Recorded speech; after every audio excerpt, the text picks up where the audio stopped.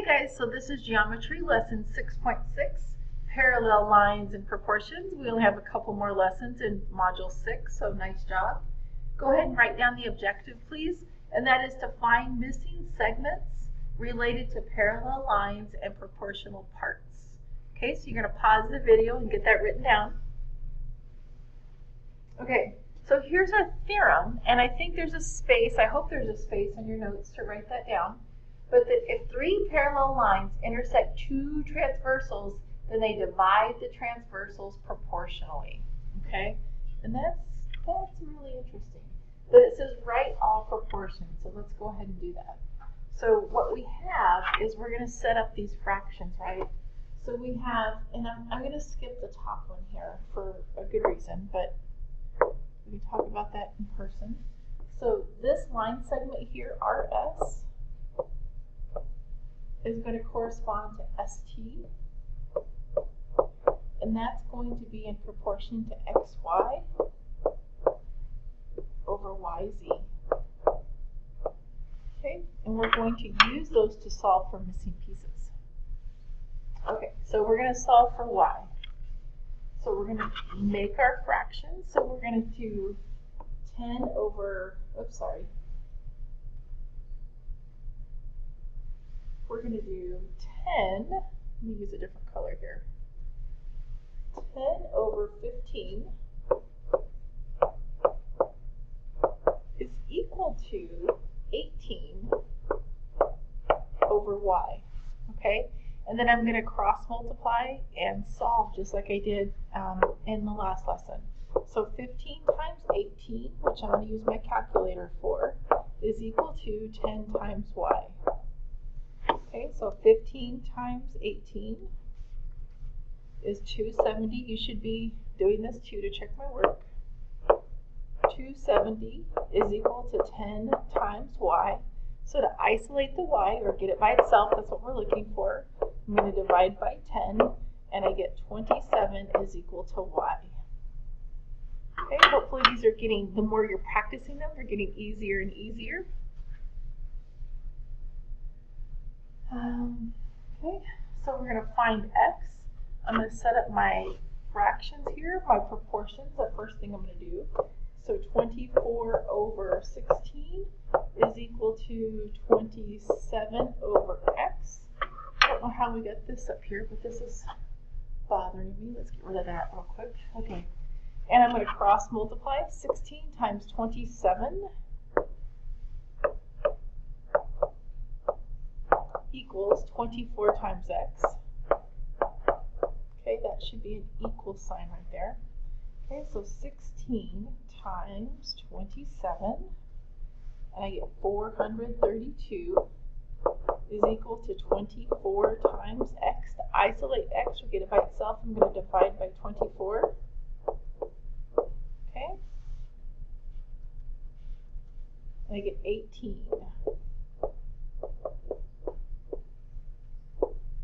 Okay.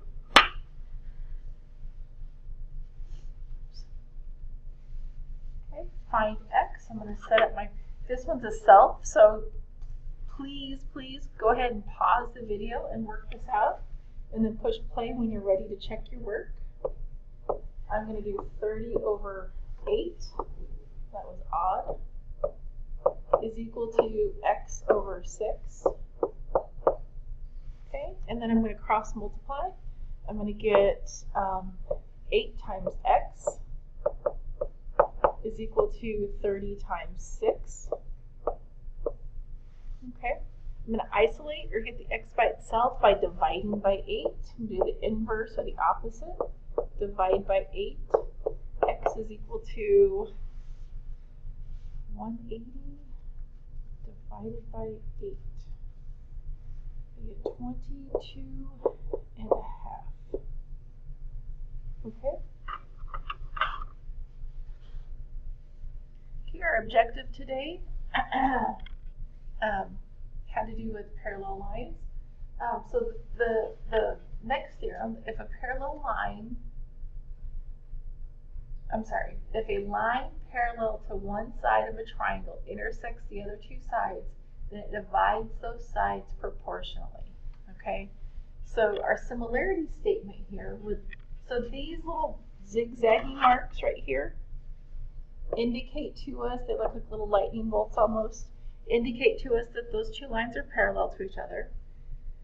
So we know that these two triangles are similar to each other. So we have triangle TPQ, and you could write it differently, but that's how I'm going to write it. TPQ is similar to triangle, and I'm still going to start at T, TRS.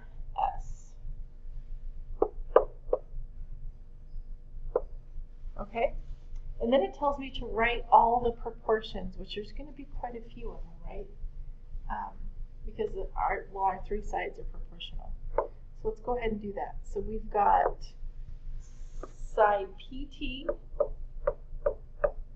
corresponds to PR, and that is going to be equal to PQ over RS, and that is going to be equal to TQ over TS.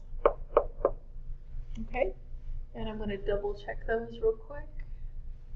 PQ, RS, PT, yep, PR. Wait, this should say TR right here, and I'm sure you guys caught that already. This should say, oops, that should say PR, no, TR. So since I wrote that one, I should have wrote it TP, but it's okay, because PT and TP are the same thing, but it should say TR, okay?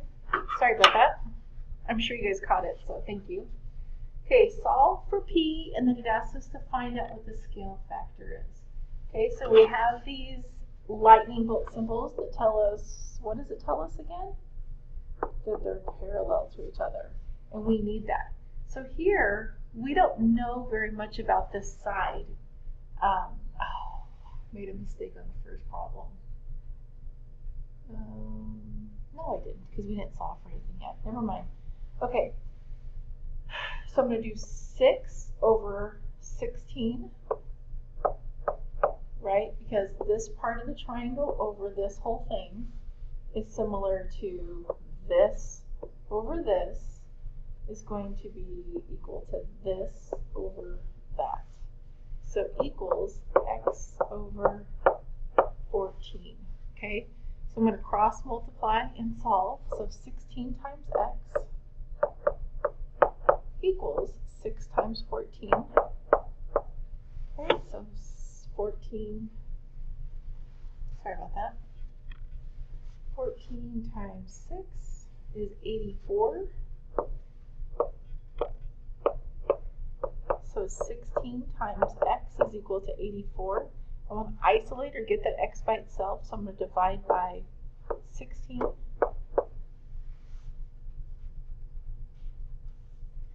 And I'm going to get x equals 5 1/4, or 5.25, because I just did it on the calculator.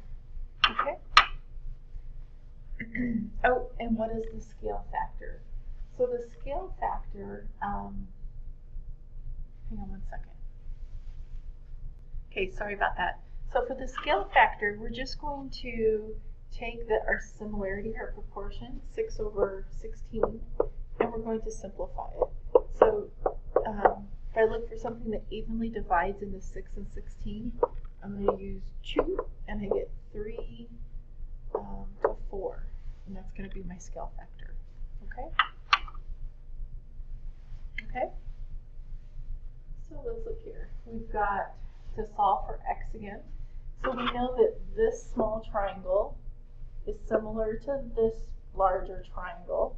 And we know that because these two sides are parallel to each other. And then the other two sides are transversals. So we're going to do x over, and then this whole thing is 10 plus x is equal to 4 over, and they tell us that whole thing is equal to 10. Okay, So I'm going to cross multiply and solve. So I have 4 times 10 plus x is equal to 10 times x, or x times 10. It wouldn't matter how I decided to write it or how you chose to write it. I'm going to distribute my 4. I have 4 times 10 is 40, plus 4 times x is 4x is equal to 10x. How did I get 10x? X over, okay, that's true. Okay, so I'm going to draw my line here, and I'm going to choose a variable side and a number side, right? So I chose to leave my numbers on the left-hand side, so I'm going to minus 4x from both sides. Okay, and I'm going to get 40 is equal to 6x. I'm going to isolate the x by dividing by 6. And I'm going to get x is equal to 6 times 6 is 36, and 4 6, or I could just divide it on my calculator. 40 divided by 6. Oh, well, I get a, I guess I can do that. I'm going to put a line over the top to show that it repeats. Okay. Oh, and then my scale factor, I'm just going to take I'm going to use, well, I could use either one, but I'm going to use this one because I have whole numbers.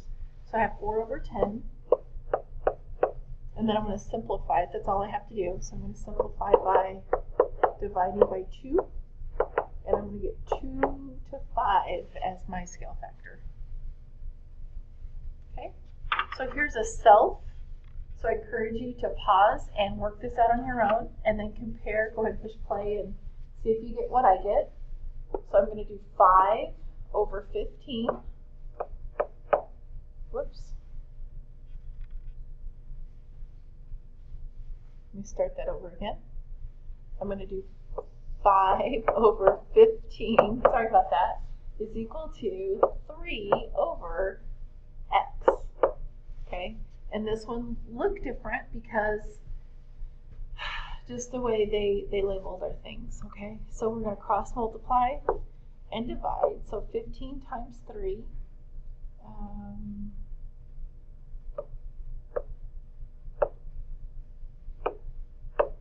is 45 is equal to 5x.